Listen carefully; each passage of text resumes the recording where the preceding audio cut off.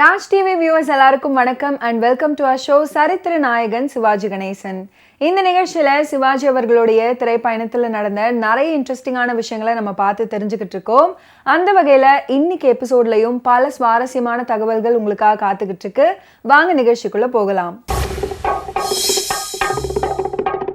1955 ஆண்டு நவம்பர் 13 அன்று வெளியான படம் தான் கள்வனின் காதலி. கள்வனின் காதலி சுவாரஸ்யமாக செல்லும் ஒரு நாவல். எப்படி படமாக்கி இருக்கிறாங்க அப்படின்னு பார்க்க ரசிகர்களுடைய ஆவல் அதிகரிச்சது. சிவாஜி கணேசன் அவர்கள், பானுமதி, சாரங்கபாணி நடிச்சு வெளியான ஒரு திரைப்படம். வெயிலுக்கேற்ற நிழலுண்டு, வீசும் தென்றல் காற்றுண்டு அப்படின்ற அருமையான பாட்டும் வெற்றி பெற்றது.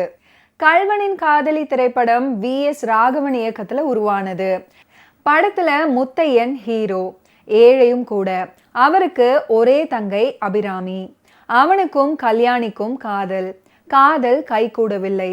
கல்யாணிக்கு ஒரு பெரியவரோடு திருமணமாகிறது. முத்தையன் ஒரு மடத்துல கணக்கு பிள்ளை ஆகிறாரு. மடத்துடைய இன்சார்ஜ் கார்வார் சங்கு பிள்ளை அபிராமியோடு தவறாக நடக்க முயற்சிக்கிறாரு. முத்தையன் அவரை அடிக்க போக பிள்ளை போலீஸ்ல பொய் புகார் கொடுத்து அவரை ஜெயில அனுப்புறாரு. இன்ஸ்பெக்டர் சர்வோத்தம சாஸ்திரி உண்மை தெரிஞ்சு முத்தையனை ரிலீஸ் பண்றதுக்கு முன்னாடியே முத்தையன் ஜெயில இருந்து தப்பிச்சு போயிடுறாரு. அதுக்கப்புறம் திருடனாக மாறுறாரு. அபிராமிய சாஸ்திரி ஒரு பெண்கள் ஸ்தாபனத்துல சேர்த்துடுறாரு.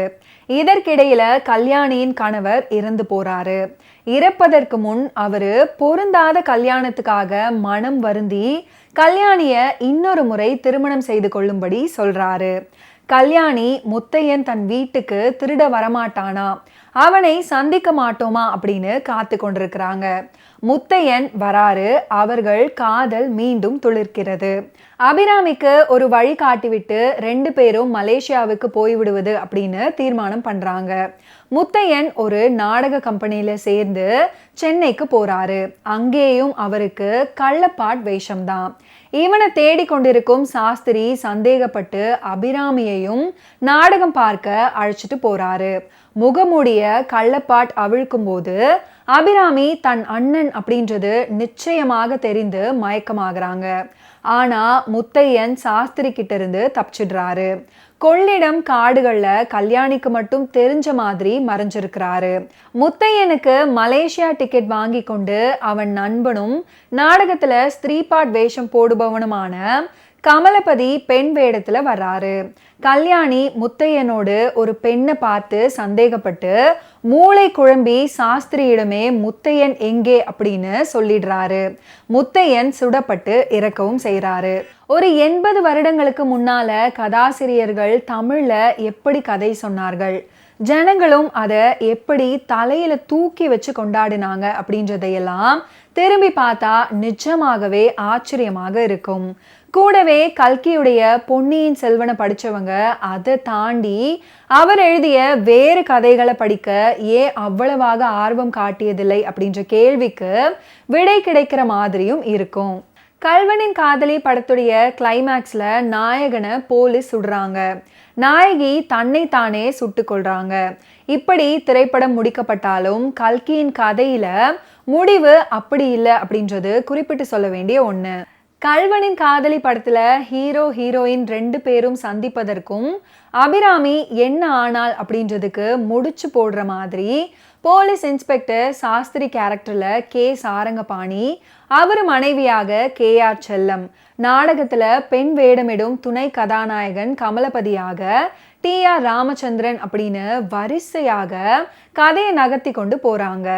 படத்தை ரொம்ப சுவாரஸ்யமாக பார்க்கறதுக்கு சாரங்கபாணி, முத்துலட்சுமி, TR ராமச்சந்திரன், TS துரைராஜ் குறவனாக நடிச்சவங்க அப்படின்னு இவங்க வரும் காட்சிகள் தான் உதவியாக இருந்துச்சு. மகாகவி சுப்பிரமணிய பாரதியார் இயற்றிய மனதில் உறுதி வேண்டும், வாக்கினிலே இனிமை வேண்டும், நினைவு நல்லது வேண்டும், நெருங்கின பொருள் கைப்பட வேண்டும் அப்படின்ற ஒரு பாடல் கள்வனின் காதலி திரைப்படத்துல இடம்பெற்றிருக்கும்.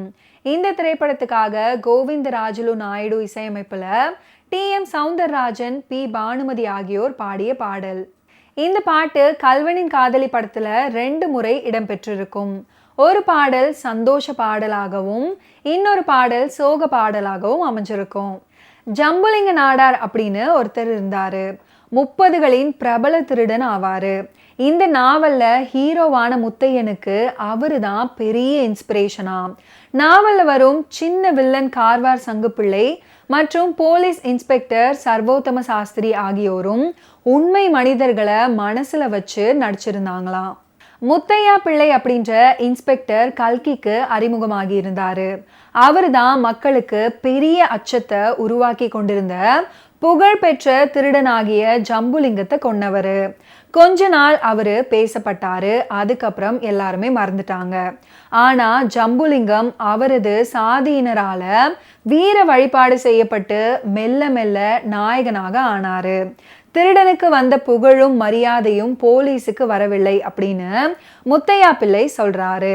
இந்த நிகழ்ச்சியால உந்தப்பட்ட கல்கி ஒரு திருடனை எப்படி மக்கள் நாயகனாக கருத முடியும் அப்படின்ற கோணத்துல யோசிச்சு எழுதியதே கல்வனின் காதலி. கதாநாயகன் பெயரை முத்தையா அப்படின்னே வச்சுட்டாங்க. கல்வனின் காதலி கதைய முதல்ல NS கிருஷ்ணன் தயாரிக்க இருந்து அதுக்கப்புறம் கைவிடப்பட்டதாக ஒரு தகவலும் இருக்கிறது. எந்த அளவுக்கு உண்மை அப்படின்னு தெரியல. கல்கியுடைய கதைகளான பார்த்திபன் கனவு, தியாக பூமி இரண்டுமே படமாக எடுக்கப்பட்டதுல பார்த்திபன் கனவு படம் ஒன்றுல தான் கதையில இருந்த வசனங்களை அப்படியே எடுத்து பயன்படுத்தினாங்களாம். படம் மிக்க நன்றாக எடுக்கப்பட்டிருந்தாலும் கூட வெற்றி படமாக அமையவில்லை அப்படின்றது குறிப்பிட்டு சொல்ல வேண்டிய ஒண்ணு. கல்வனின் காதலி கல்கி அவர்களுடைய மிக எளிமையான ஒரு கதை. அந்த காலத்துடைய புரட்சி கதையும் கூட. அற்புதமான பாரதி அவர்களுடைய பாடல் அழகான அமைதியான தருணத்துல வருவது மிகவும் இன்பமாகவும் இனிமையாகவும் அர்த்தமுள்ளதாகவும் உள்ளது. சிவாஜி அவர்கள் பானுமதி அவர்கள் ஜோடி அருமை. அலட்டிக்கொள்ளாத மிக இல்லாத ஒரு நடிப்பு. 2 பேருமே நல்ல இளமையுடன் கூடிய அழகு ஜோடியாக வலம் வந்திருக்கிறாங்க. ஓகே வியூவர்ஸ், இன்னைக்கு நிகழ்ச்சியில நடிகர் திலகம் சிவாஜி அவர்களுடைய ஃபிலிம் கெரியர்ல நடந்த நிறைய இன்ட்ரெஸ்டிங்கான விஷயங்களை நீங்க பார்த்து தெரிஞ்சிருப்பீங்க. மீண்டும் அடுத்தடுத்த எபிசோட்ஸ்ல சந்திப்போம். நன்றி, வணக்கம்.